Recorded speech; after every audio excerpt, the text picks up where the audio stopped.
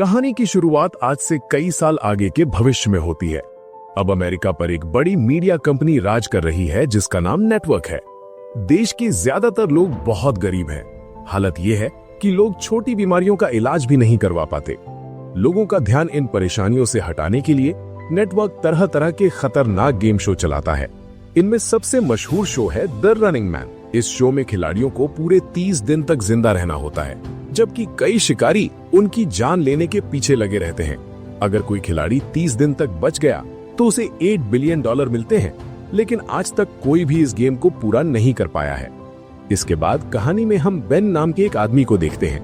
उसकी नौकरी अभी अभी चली गई है क्योंकि वो वर्कर्स की यूनियन बनाने का समर्थन कर रहा था। इसी वजह से उसका नाम ब्लैक लिस्ट में डाल दिया गया है और अब कोई भी कंपनी उसे काम नहीं देती। बेन की बेटी कैथी बीमार है और उसे दवाइयों की जरूरत है, लेकिन बेन के पास पैसे नहीं है। उसी दिन उसकी पत्नी शीला घर थोड़ी देर से आती है और बताती है कि वो अब बार में एक और शिफ्ट करेगी ताकि ज्यादा पैसे कमा सके। बेन को ये बात पसंद नहीं आती क्योंकि वहां अजीब अजीब लोग आते हैं। बेन शीला से कहता है कि तुम चिंता मत करो, मैं खुद गेम शो में जाकर पैसे जीत कर आऊंगा। ये सुनकर शीला डर जाती है क्योंकि वो जानती है कि गेम शो के खिलाड़ी अक्सर बहुत बुरी तरह घायल हो जाते हैं। बेन उसे भरोसा देता है और कसम खाता है कि वो ठीक रहेगा और सबसे कम खतरे वाला शो चुनेगा। इसके बाद बेन अपने गरीब इलाके से निकलकर अमीर लोगों के इलाके की ऊंची फेंस तक पहुंचता है। वहां मौजूद गार्ड से वो कहता है कि वो नेटवर्क के एक शो के लिए आया है, तो गार्ड्स उसे अंदर जाने देते हैं। स्टेशन के अंदर बहुत सारे गरीब लोग लाइन में खड़े होते हैं जो सिलेक्ट होने आए होते हैं। अचानक एक बूढ़े आदमी की तबीयत बहुत खराब हो जाती है, लेकिन पैसे की मजबूरी में वो बार बार कहता रहता है कि वो खेल सकता है। जब वो गिर पड़ता है तो बेन उसे संभालता है और मदद के लिए चिल्लाता है, लेकिन गार्ड्स बेन को डांटते हैं कि वो लाइन से बाहर क्यों आया और उसे पीटकर वापस भेज देते हैं। फ्रंट डेस्क पर बेन को पता चलता है कि उसकी फाइल पर पहले से ही वार्निंग लगी हुई है क्योंकि वो बात नहीं मानता। गुस्से में आकर बेन स्क्रीन पर मुक्का मार देता है। इसके बाद उसे एक ब्रेसलेट दिया जाता है और एलिवेटर नंबर 6 में भेज दिया जाता है। वहां उसकी मुलाकात टिम और जेनी से होती है जो उससे दोस्ती करना चाहते हैं। सबको यूनिफॉर्म दी जाती है और कई फिजिकल टेस्ट लिए जाते हैं, जैसे चढ़ना, दौड़ना वगैरह। इन टेस्ट्स में बेन टिम की काफी मदद करता है। ब्रेक के दौरान एक गार्ड बेन को सजा देने आता है, लेकिन बेन बिना डरे उसका हमला रोक देता है। इसके बाद और भी कई टेस्ट होते हैं। बेन हर सवाल का जवाब गुस्से और एटीट्यूड के साथ देता है। साइकोलॉजिस्ट कहता है कि बेन सबसे ज्यादा गुस्से वाला खिलाड़ी है। जो लोग फाइनल राउंड तक पहुंचते हैं उन्हें रंग बिरंगे जंप सूट दिए जाते हैं। बेन, टिम और जेनी को लाल रंग का जंप सूट मिलता है जिसके पीछे टारगेट बना होता है। इसका मतलब होता है कि उन्हें रनिंग मैन शो के लिए चुन लिया गया है। इसके बाद बेन की मुलाकात शो के प्रोड्यूसर डैन से होती है। बेन कहता है कि वो कोई और गेम खेलना चाहता है। डैन उसे कुछ पैसे बोनस के रूप में देता है और समझाता है कि बाकी शो में ज्यादा पैसा नहीं मिलता। रनिंग मैन में हर दिन जिंदा रहने पर पैसे मिलते हैं। साथ ही वो याद दिलाता है कि बेन ब्लैक लिस्ट में है, इसलिए उसे वैसे भी कोई नौकरी नहीं मिलने वाली। अपने परिवार के बारे में सोचकर बेन मजबूरी में कॉन्ट्रैक्ट साइन कर देता है। इसके बाद बेन की मुलाकात फैमिली अलायंस के एजेंट से होती है। कॉन्ट्रैक्ट के मुताबिक नेटवर्क बेन के परिवार को सुरक्षा देता है। उन्हें एक सेफ हाउस में ले जाया जाता है और नकली नाम लिए जाते हैं। बेन गेम शुरू होने से पहले अपने परिवार से मिलना चाहता है, लेकिन उसे सिर्फ एक फोन कॉल की इजाजत मिलती है। वो शीला को कॉल करके बताता है कि वो रनिंग मैन शो में जा रहा है और कहता है कि चिंता मत करो, मैं जीत कर वापस आऊंगा। रात को बेन को जबरदस्ती एक लग्जरी रूम में रखा जाता है। एक एजेंट उसके पास शीला का भेजा हुआ एक लिफाफा लाता है। उसके अंदर एक फैमिली फोटो और उसकी बेटी कैथी का छोटा सा मोजा होता है जो उसकी अच्छी किस्मत के लिए होता है। अगली सुबह बेन को एक रनिंग बैंड दिया जाता है। इस ब्रेसलेट में उसका बचा हुआ समय और अब तक कमाया गया पैसा दिखता रहता है। शो शुरू होता है और बॉबी बेन को स्टेज पर बुलाता है। बॉबी भीड़ के सामने झूठ बोलता है कि बेन पहले डिफेंस सिक्योरिटी में काम करता था और देश के सीक्रेट्स बेचते हुए पकड़ा गया था। स्क्रीन पर एआई से बनाई गई एक नकली वीडियो भी दिखाई जाती है। बेन बार बार सच्चाई बताने की कोशिश करता है, लेकिन बॉबी उसकी एक नहीं सुनता। बाहर की दुनिया को लगता है कि रनिंग मैन शो अपराधियों को सजा देने का तरीका है। उन्हें ये नहीं पता कि खिलाड़ी मजबूर लोग होते हैं जो अपने परिवार के लिए जान जोखिम में डालते हैं। आम लोगों को भी पैसे मिलते हैं अगर वे खिलाड़ियों की लोकेशन बता दें।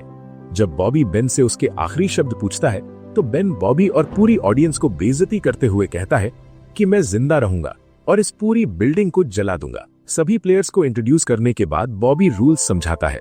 हर प्लेयर को $1000 एडवांस दिया जाता है और 12 घंटे का हेड स्टार्ट मिलता है।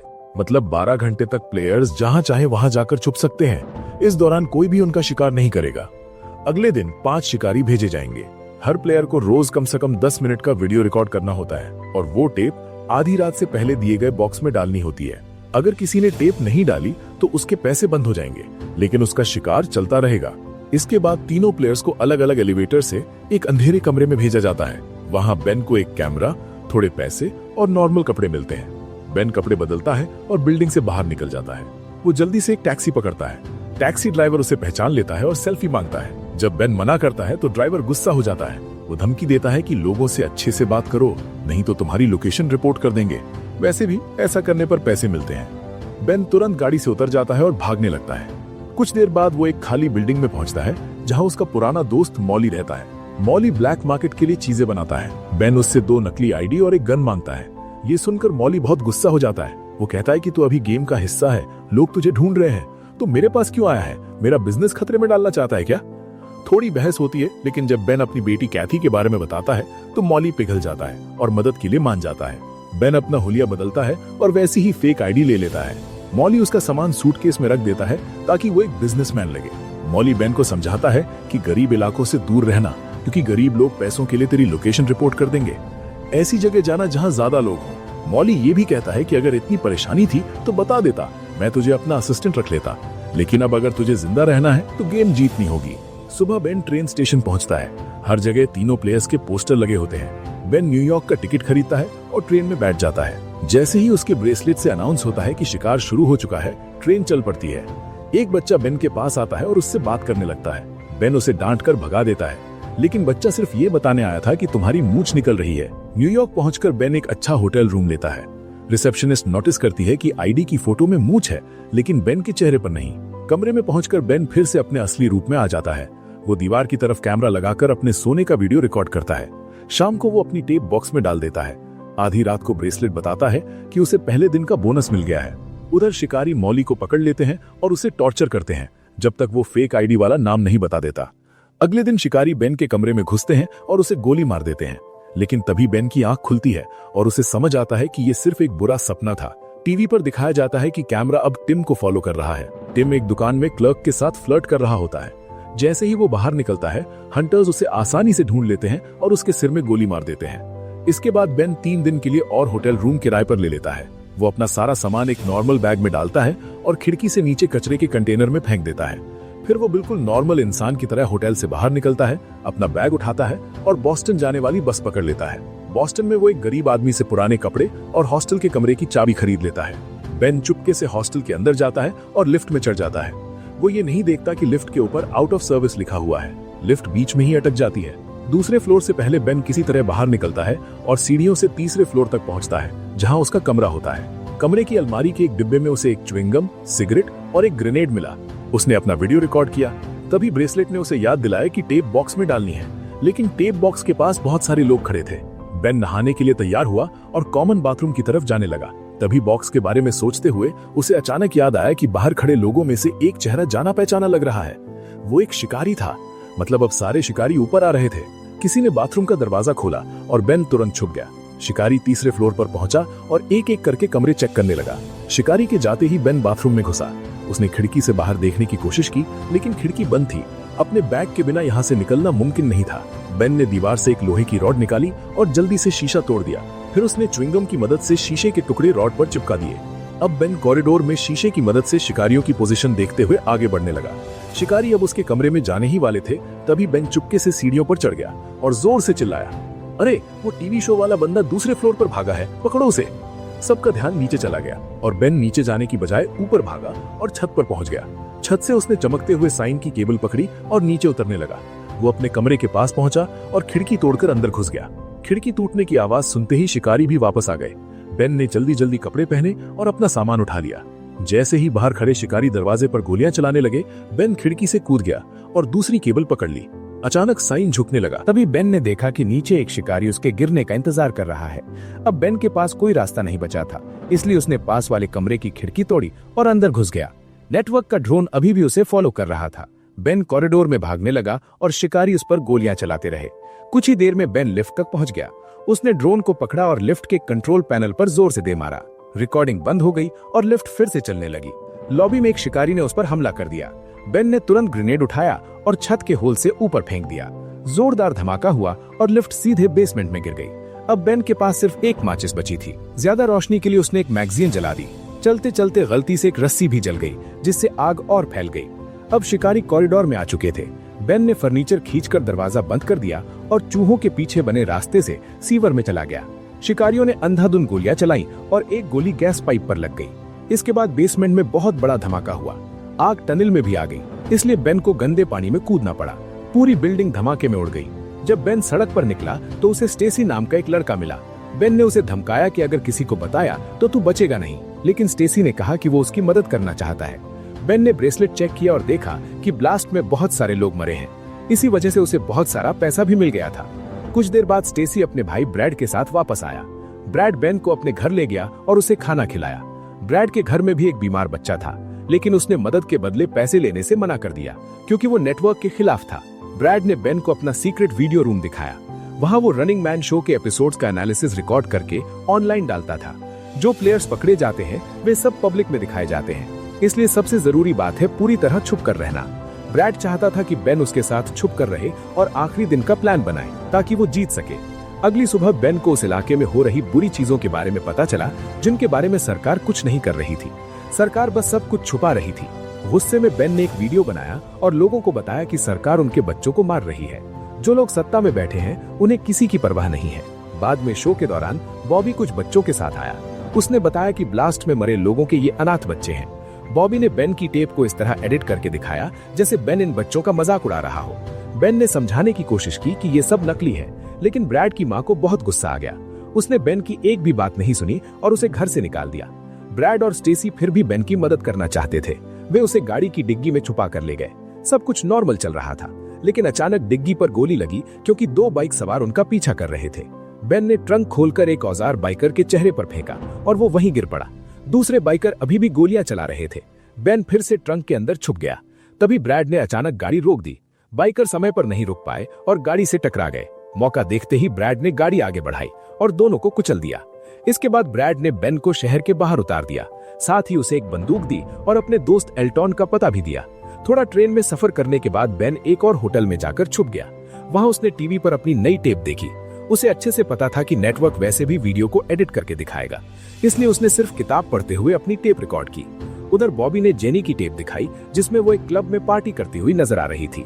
अपना भेस बदलकर बेन आज की टेप बॉक्स में डालने गया, लेकिन वहां एक मेलमैन खड़ा था जिसे बेन पर शक हो गया।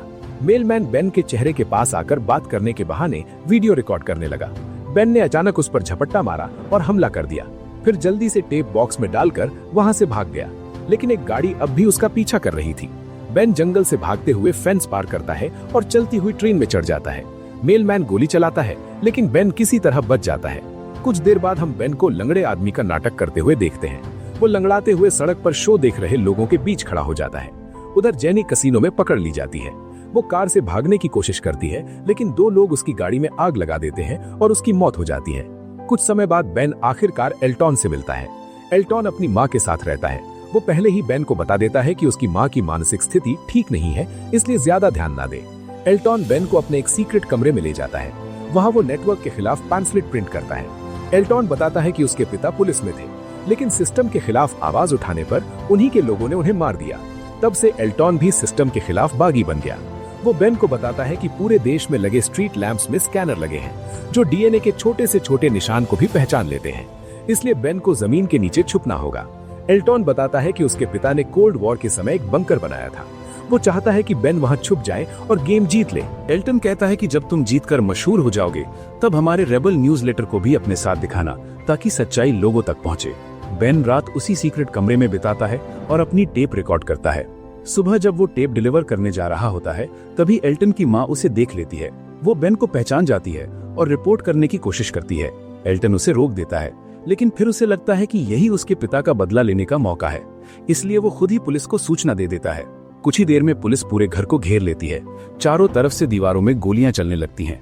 एल्टन की माँ पुलिस को बताने की कोशिश करती है कि बेन और एल्टन कहाँ हैं। तभी एल्टन उसे एक कमरे में बंद कर देता है और अपने सारे ट्रैप्स एक्टिव कर देता है। जब पुलिस अंदर घुसती है तो एल्टन फर्श पर पड़े बिजली के तारों पर पानी डाल देता है। इससे कई पुलिस वालों को जोर का करंट लगता है। फिर एल्टन और बेन एक सीक्रेट कमरे की दीवार तोड़कर भाग जाते हैं। जब पुलिस उनका पीछा करती है तो एल्टन के लगाए ट्रैप्स की वजह से पुलिस पर केमिकल गिरता है और आग लग जाती है। सीढ़ियों पर एक और जाल होता है, लकड़ी टूट जाती है और कई पुलिस वाले नीचे गिर जाते हैं। इसके बाद एल्टन बेन को बाथरूम में ले जाता है। दोनों शावर में लगे पोल से फिसलते हुए नीचे उतर जाते हैं।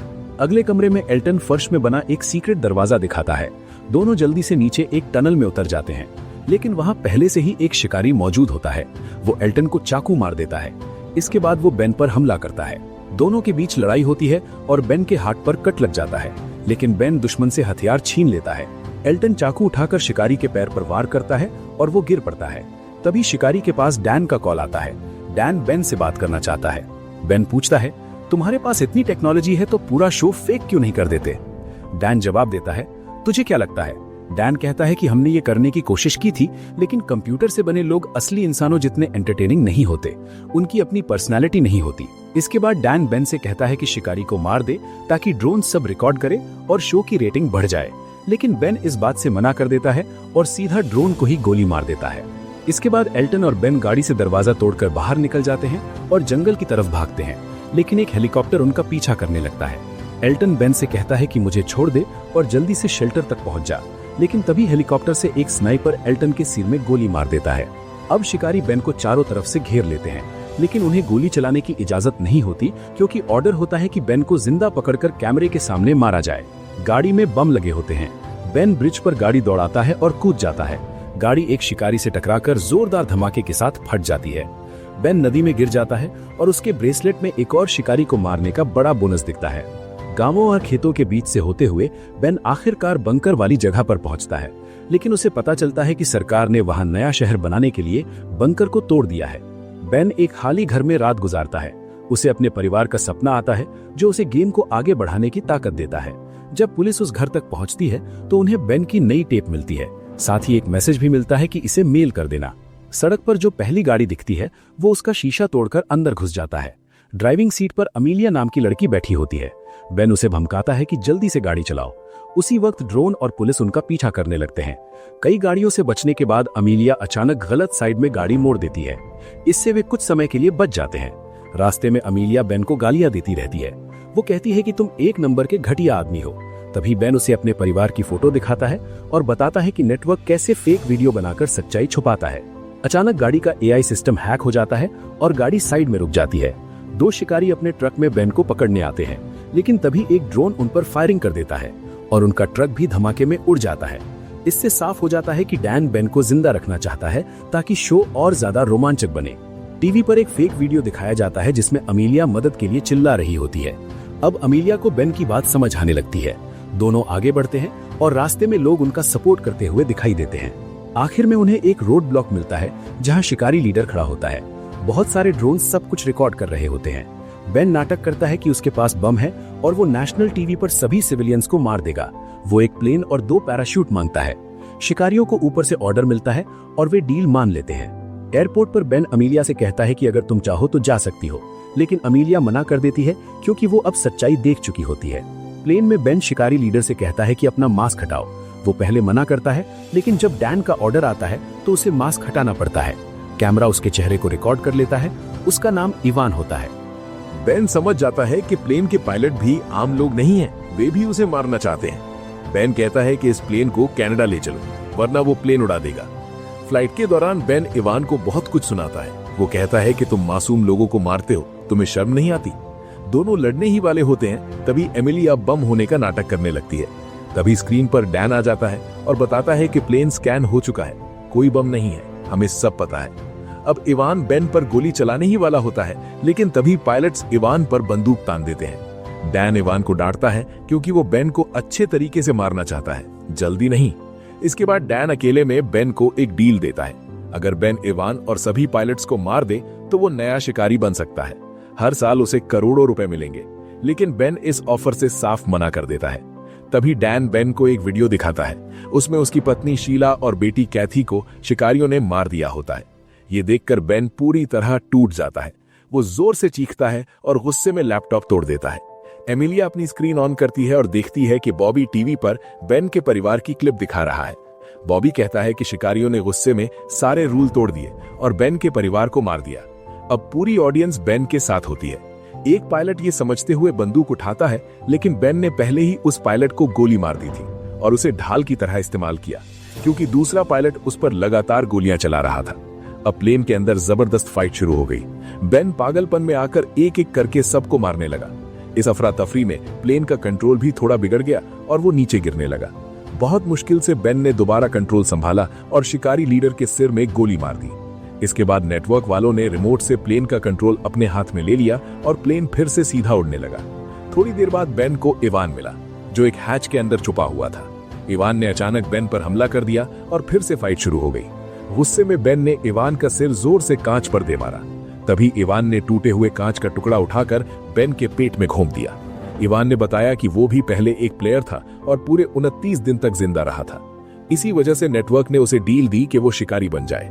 उसने ये भी कहा कि नेटवर्क जरूरत पड़ने पर किसी के परिवार को टॉर्चर तक कर सकता है। जो वीडियो बेन ने देखी थी, जरूरी नहीं कि वो सच हो सकता है वो सब फेक हो।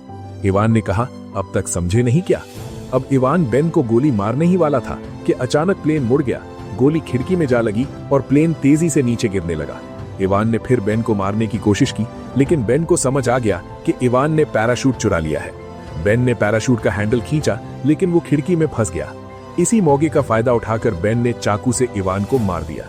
इसके बाद बेन ने एमिलिया को एलियट के रेबल न्यूज़लेटर से भरा बैग दिया और दरवाजा खोलकर उसे पैराशूट के साथ बाहर भेज दिया। ड्रोन एमिलिया का पीछा करने लगा तो उसने ड्रोन को गाली दी और सारे न्यूज़लेटर हवा में उड़ा दिए।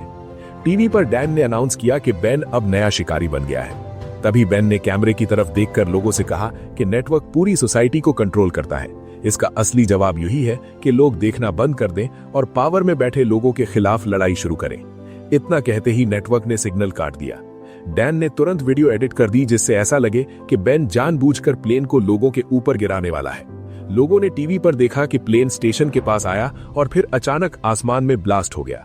कुछ समय बाद ब्रैड ने पूरे एपिसोड का एनालिसिस किया और कहा कि कहानी में बहुत सी गलतियां हैं, इसलिए जो दिखाया गया है वो पूरा सच नहीं हो सकता। लोग गुस्से में आ गए। प्लेन का ब्लैक बॉक्स निकाला गया और असली वीडियो ऑनलाइन लीक हो गई। बेन की स्पीच और एलियट के न्यूज़लेटर की वजह से लोग रेवोल्यूशन के सपोर्ट में आ गए और नेटवर्क के खिलाफ खड़े हो गए। ब्रैड ने यह भी नोटिस किया कि प्लेन में ऑटो इजेक्ट सीट मिसिंग है। इसका मतलब ये हो सकता है कि बेन अभी भी जिंदा है। फिर हम मार्केट में शीला और कैथी को देखते हैं। दोनों बिल्कुल ठीक होती हैं और आराम से शॉपिंग कर रही होती हैं। बेन के कमाए पैसों से उनकी जिंदगी अच्छे से चल रही थी। जैसे ही वे बाहर निकलती हैं, वे चौंक जाती हैं, क्योंकि बेन बाहर उनका इंतजार कर रहा होता है।